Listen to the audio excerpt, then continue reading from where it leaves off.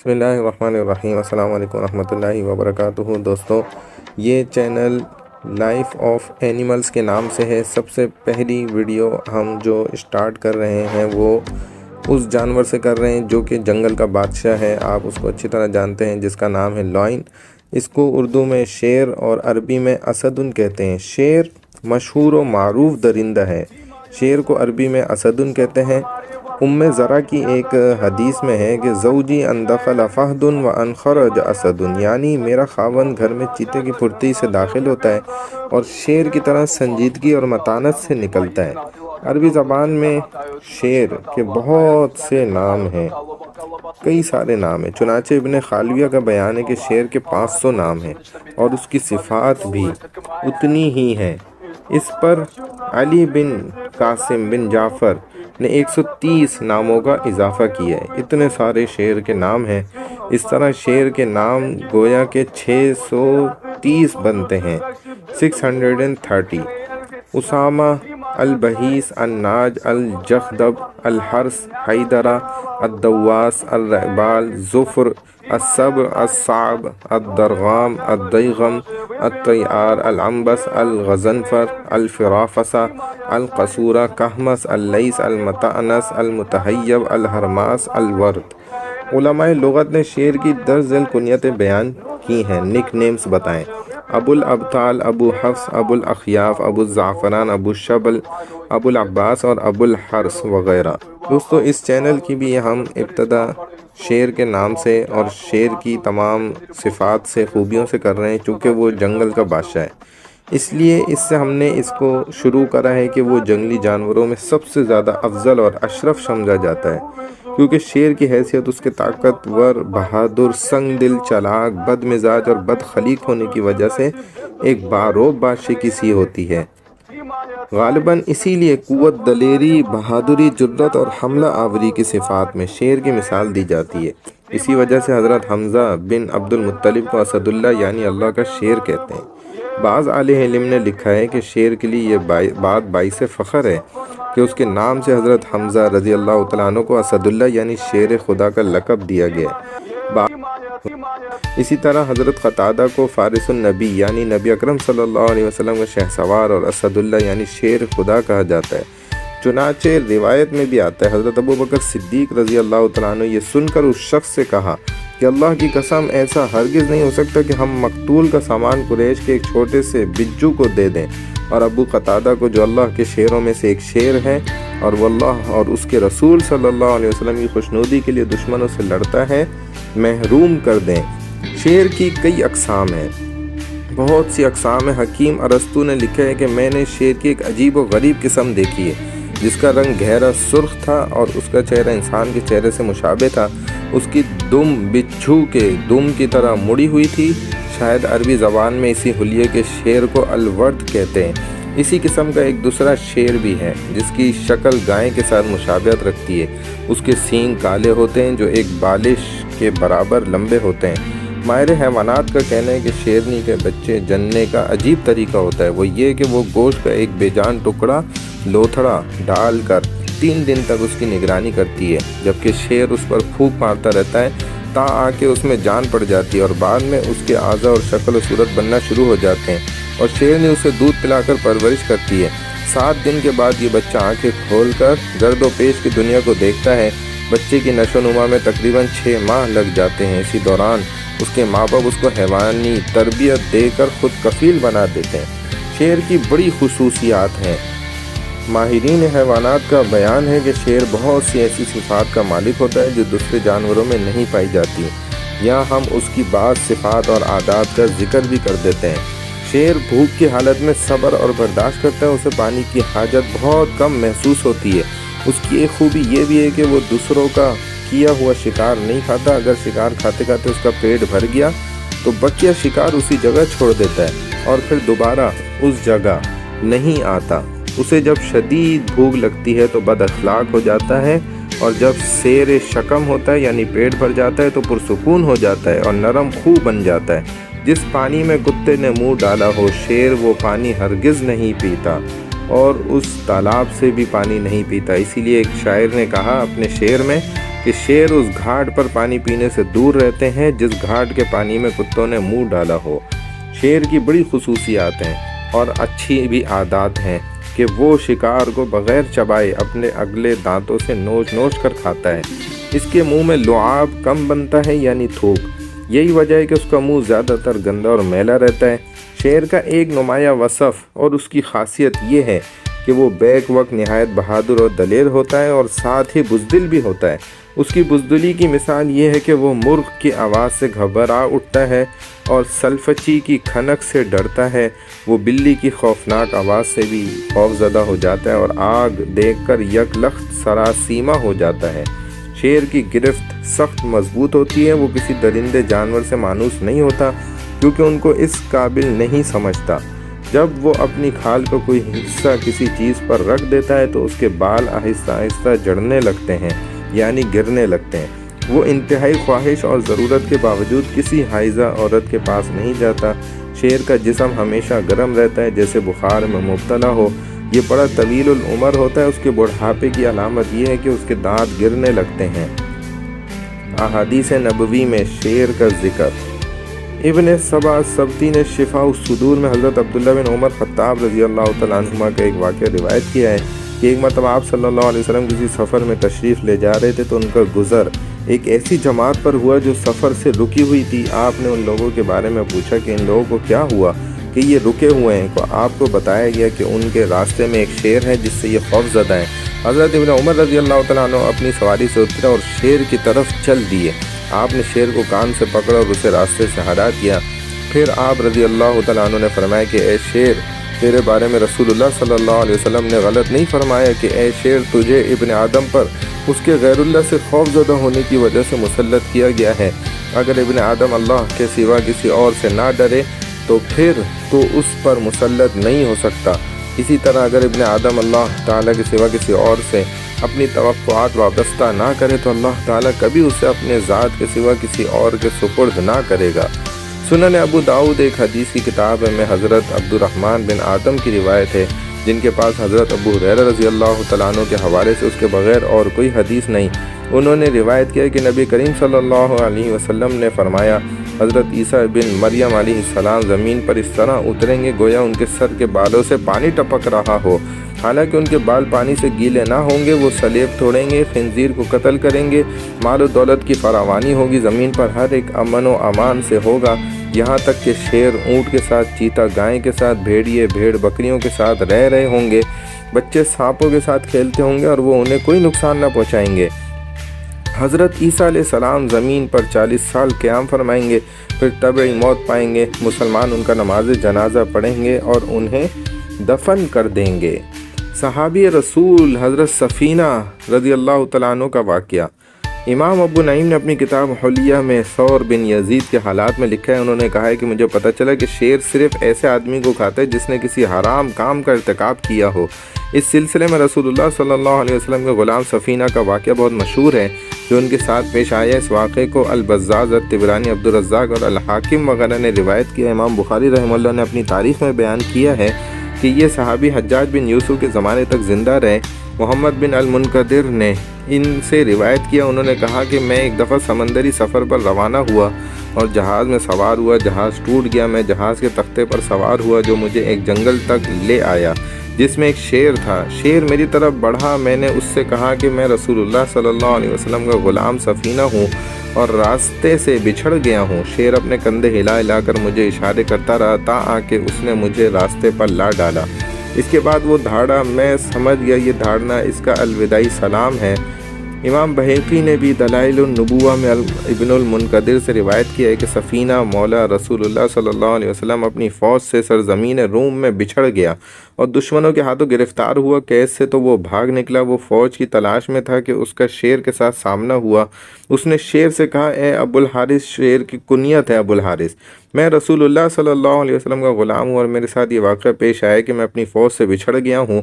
اس پر شیر آنکھیں جھپکاتا ہوا آگے آیا اور اس کے پہلو میں آ کھڑا ہوا۔ سفینہ جب کوئی آواز سنتے تو شیر کے ساتھ جا لگتے، پھر اس کے ساتھ ساتھ چلتے رہتے تا آ کے اپنی فوج کے ساتھ جا ملے اور شیر واپس لوٹ گیا۔ हुजूर सल्लल्लाहु अलैहि वसल्लम के दुश्मन उतबा पर शेर का हमला। नबी अलैहिस्सलाम ने उतबा बिन अबी लहब पर इन अल्फाज में बद्दुआ फरमाई, अल्लाहुम्मा सल्लित अलैहि कल्बम मिन किलाबिका, ए अल्लाह इस उतबा पर अपने कुत्तों में से एक कुत्ता मुसल्लत कर दे। चुनांचे सरजमीन शाम में ज़रक़ा के मकाम पर उसे शेर ने फाड़ खाया। हाफिज़ अबू नईम ने असवद बिन हिबार की सनद से रिवायत नकल की है और कहा है कि अबू लहाब और उसके बेटे उतबा ने शाम की सफ़र की तैयारी की तो मैं भी उनके साथ हो निकला। हम शराह के मकाम पर एक राहिब की इबादतगाह के करीब फ़रोकश हुए पहुँचे। राहिब ने हमसे कहा कि तुमको यहाँ किसने ठहराया, यहाँ तो दरिंदे हैं। इस पर अबू लहाब ने हमको कहा कि क्या तुमको मेरी उम्र, हैसियत और मेरे हक़ का पता है। हमने कहा कि हाँ, हम इससे वाकिफ़ हैं। इस पर उसने कहा, हज़रत मोहम्मद ने मेरे बेटे को बद्दुआ दी है, तुम उस इबादतगाह के ऊपर अपना साजो सामान इकट्ठा करो, फिर उसके ऊपर मेरे बेटे के सोने के लिए फ़र्श बिछाओ और ख़ुद उसके गिर्द सो जाओ। चुनांचे हमने ऐसा ही किया। हमने अपना साजो सामान इकट्ठा किया जो ऊंचा हो गया और हम उसके गिर्द फिरते रहे। उतबा सामान के ऊपर रात को सो गया। रात को शेर आया, उसने हमारे मुंह सूंघे और फिर वो छलांग लगाकर सामान के ढेर के ऊपर चढ़ गया और जाकर उसने उतबा का सर तन से जुदा कर दिया। उतबा ने कहा, सैफ़ी या कल्ब। वो इससे ज़्यादा कुछ ना कह सका। एक दूसरी रिवायत में है कि शेर ने उस पर हमला कर दिया और उससे पंजा मार कर ज़ख्मी कर दिया। तो उतबा ने कहा कि इसने मुझे मार डाला। यूं वो फ़ौरन ही मर गया और हमने शेर की तलाश की लेकिन वो हमें नहीं मिला। शेर को कुत्ता कहने की वजह, नबी अलैहिस्सलाम ने शेर को कुत्ते का नाम दिया क्योंकि शेर टांग उठाकर पेशाब करता है और यूं वो कुत्ते से मुशाबे हो गया। शेर से हिफाजत की दुआ, इसका ज़िक्र अब्दुल जब्बार बिन कलीब ने अल मजालसा में भी किया है। इनका बयान है, हम हज़रत इब्राहीम बिन अदहम के हमरा एक सफ़र पे थे कि हमारे सामने एक शेर आ गया। हज़रत इब्राहीम रहमतुल्लाह ने ये दुआ पढ़ी और कहा कि ये दुआ पढ़ो, अल्लाहुम्मा अहरिसना बिअैनिका अल्लती ला तनामु वहफ़ज़ना बिरुकनिका अल्लज़ी ला युरामु वरहमना बिक़ुदरतिका अलैना ला नुहलिका व अंता रजाउना या अल्लाह या अल्लाह या अल्लाह। अब्दुल जब्बार बिन कलीब का बयान है कि शेर हमारी तरफ से मुंह फेर कर भाग खड़ा हुआ। उनका कहना है कि मैं हर खौफनाक और ख़तरनाक मौके पर यह दुआ पढ़ता हूँ, मैंने इससे हर मौके पर भलाई ही पाई। एक औरत की हकीमाना तदबीर, बाज़ तारीख़ दानों ने बयान किया कि एक बादशाह अपनी सल्तनत में घूमने फिरने के लिए निकला। वो एक बहुत बड़े गांव में जा पहुंचा और अकेला ही गांव में जा दाखिल हुआ। उसे प्यास लगी तो एक दरवाजे के सामने खड़ा हुआ और घर वालों से पानी मांगा। घर के अंदर से एक खूबसूरत औरत पानी का प्याला लिए निकली। उसने बादशाह को पानी दिया। जब बादशाह ने औरत को देखा तो उस पर फरेफ्ता हो गया और उसे बहकाना चाहा। औरत बादशाह का इरादा भांप गई लेकिन वो जानती थी कि उससे अपने आप को बचा नहीं सकती। चुनांचे वो घर के अंदर दाखिल हुई और एक किताब निकाल लाई। उसने बादशाह से कहा कि तुम इसे पढ़ो ता वक्त कि मैं ज़रूरी तैयारी करके वापस लौटूं। बादशाह ने किताब ले ली और खोलकर उस पर नज़र डाली। क्या देखता है कि उसमें ज़िना की वईद और ज़ानी के लिए खुदावंद ताला की तरफ से दर्दनाक अजाब का जिक्र है। ये पढ़कर बादशाह काँप उठा। उसने तौबा कर ली। फिर उसने बुलंद आवाज़ देकर औरत को बुलाया और उससे वो किताब लौटा दी और वहाँ से चल दिया। इस वाक़े के वक्त उस औरत का खावंद घर से गायब था। जब वो वापस आया तो बीवी ने उससे वो माजरा सुनाया तो वो अपने आप में हैरत ज़दा हुआ। उसे ये खौफ लाहिक हुआ कि बादशाह की नीयत में यकीनन फतूर आ गया होगा, लेकिन उसके बाद उसे अपनी ख्वाहिश पूरी करने की जसारत नहीं हुई। ये शख्स मुद्दत तक उसी अधेड़ बन में रहा और औरत की तरफ से भी मोहतात रहा। आखिर औरत ने अपने रिश्तेदारों को खावंद की सूरत हाल की इत्तला दी। वो रिश्तेदार इस मामले को बादशाह के पास ले गए। जब वो बादशाह के रूबरू पेश हुए तो औरत के अकारिब ने औरत के शौहर के मुतालिक बादशाह से कहा, अल्लाह हमारे आका व बादशाह का इकबाल बुलंद करे। इस शख्स ने हमसे कुछ ज़मीन इजारे पर ली ताकि उसमें काश्तकारी करे। उसने एक अरसे तक ज़मीन में काश्तकारी की लेकिन फिर उसने उस ज़मीन को काश्त करना छोड़ दिया। अब ना तो वो ख़ुद उस ज़मीन को काश्त करता है और ना ही उस ज़मीन को वागुज़ार करता है ताकि हम ये ज़मीन किसी और को इजारे पर दे दें ताकि वो इसमें काश्त करे। अब ज़मीन को नुकसान पहुंच रहा है और हमें ख़तरा है कि ये ज़मीन बेकार पड़ी रहने से नाकारा ना हो जाए, क्योंकि अगर ज़मीन में काश्त ना की जाए तो वो नाकारा हो जाती है। इस पर बादशाह ने उस शख्स से कहा कि तुम इस ज़मीन पर काश्त क्यों नहीं करते। उसने जवाब दिया कि अल्लाह बादशाह का इकबाल बुलंद करे, मुझे पता चला है कि मेरी ज़मीन में एक शेर दाखिल हो गया है। मैं उससे बहुत हैबत ज़दा हो गया हूँ और मैं इसलिए इसके करीब नहीं जा सकता क्योंकि मैं जानता हूँ कि मैं शेर का मुकाबला नहीं कर सकता। बादशाह बात की तह को पहुँच गया और उसने कहा कि ए शख्स, तेरी ज़मीन पाक और काबिल काश्त है, इसे काश्त करो, अल्लाह तुम्हें बरकत दे। शेर दोबारा कभी इस तरफ रुख नहीं करेगा। इसके बाद बादशाह ने उस शख्स اور اس کی بیوی کو انعام دینے کا حکم دیا اور انہیں انعام دیا گیا۔ حضرت نوح علیہ السلام کا واقعہ روضۃ العلماء میں درج ہے کہ جب حضرت نوح علیہ السلام نے انگور کی ایک بیل لگائی تو ابلیس آیا اور اس نے بیل پر پھونک ماری اور وہ سوکھ گئی۔ حضرت نوح علیہ السلام کو اس سے بڑا دکھ ہوا اور وہ اس کے باعث غمزدہ متفکر ہو کر سوچوں میں پڑ گئے۔ ابلیس ان کے پاس آیا اور ان سے افسردگی کا سبب پوچھا۔ حضرت نوح علیہ السلام نے اس سے صورتحال بتا دی تو ابلیس نے ان سے کہا کہ اے اللہ کے نبی، اگر آپ اس انگور کی بیل کو سرسبز کرنا چاہیں تو مجھے 7 چیزوں کی بھیٹ چڑھانے کی اجازت دیں۔ حضرت نوح علیہ السلام نے کہا کہ کر گزرو۔ اس پر ابلیس نے ایک شیر، ایک ریچھ، ایک چیتا، گیدڑ کی طرح کا بالونی، کتے کی طرح کاٹ کھانے والا، لومڑی کی طرح چاپلوس اور مرغ کی طرح کا بلند آواز سے چیخ مارنے والا جانور ذبح کیا اور ان جانوروں کا خون انگور کی بیل کی جڑ میں ڈال دیا۔ انگور کی بیل فوراً سرسبز ہو گئی اور اس بیل پر 7 رنگ کے انگور لگ گئے۔ اس سے پہلے انگور کی بیل پر صرف ایک ہی رنگ کے انگور لگتے تھے۔ اسی وجہ سے شراب پینے والا شیر کی طرح بہادر، ریچھ کی طرح قوی، چیتے کی طرح غسیلا، گیدڑ کی طرح بھونکارا، کتے کی طرح لڑاکا، لومڑی کی طرح چالاک اور چاپلوس اور مرغ کی طرح آواز نکالنے والا بن جاتا ہے۔ اس کے بعد حضرت نوح علیہ السلام کی امت پر شراب حرام کر دی گئی۔ خلیفہ منصور اور ابن حبیرہ کا دلچسپ مکالمہ۔ ابن الاثیر وغیرہ کا کہنا ہے کہ ابو جعفر منصور نے جب ابن حبیرہ کا محاصرہ کیا تو کہا کہ ابن حبیرہ اپنی عورتوں کے لیے خود ہی خندق کھود رہا ہے۔ یہ بات جب ابن حبیرہ تک پہنچی تو اس نے منصور کو پیغام بھیجا کہ کیا تو نے یہ بات کہی ہے؟ میرے سامنے آتا کہ تجھے پتہ چلے۔ منصور نے اسے جواب بھیجا کہ تیرے سامنے صرف ایک مثال ہے، وہ یہ کہ شیر ایک خنزیر سے ملا۔ خنزیر نے شیر سے کہا کہ میرے سامنے آ، تو شیر نے اسے جواب دیا کہ تو میرے برابر کا جوڑ کا نہیں ہے۔ اگر مجھے تیرے ہاتھوں نقصان پہنچا تو یہ میرے لیے عار کا باعث ہوگا، اور اگر میں نے تجھے مار ڈالا تو میرے ہاتھ سے خنزیر مرے گا۔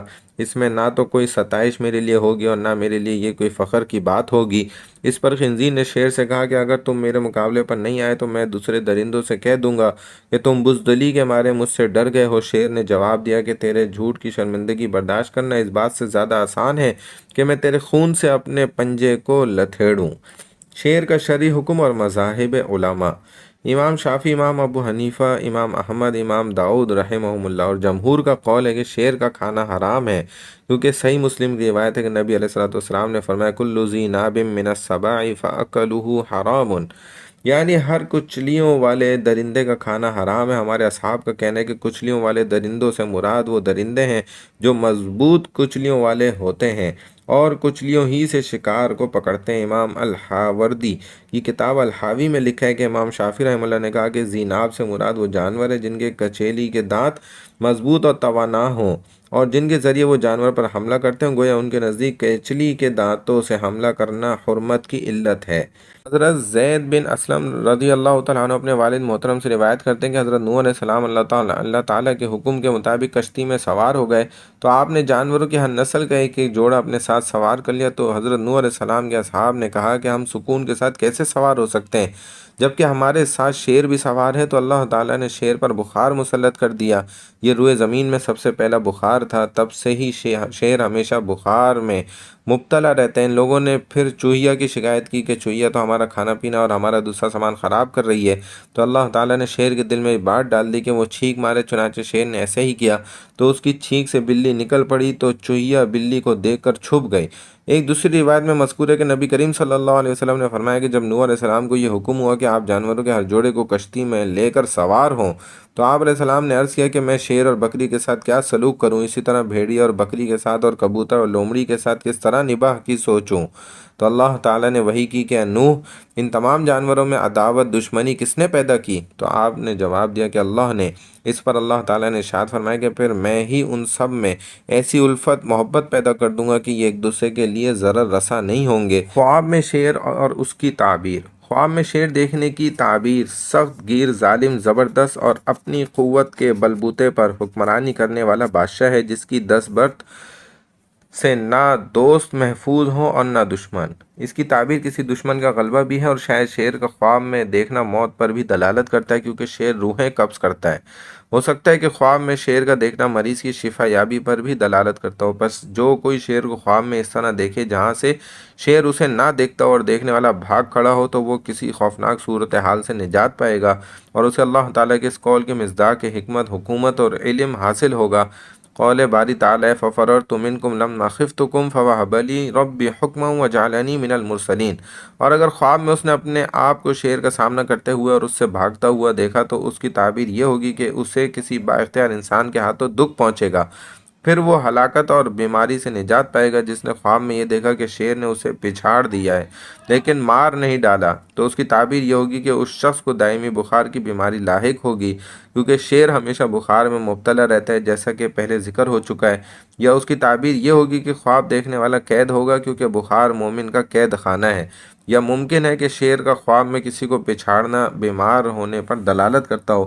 اگر کسی نے دیکھا کہ خواب میں اس نے شیر کے بالوں، ہڈیوں یا گوشت سے کچھ لیا ہے تو اس کی تعبیر یہ ہوگی کہ اس کو کسی بادشاہ کی طرف سے یا کسی دشمن سے مال ملے گا۔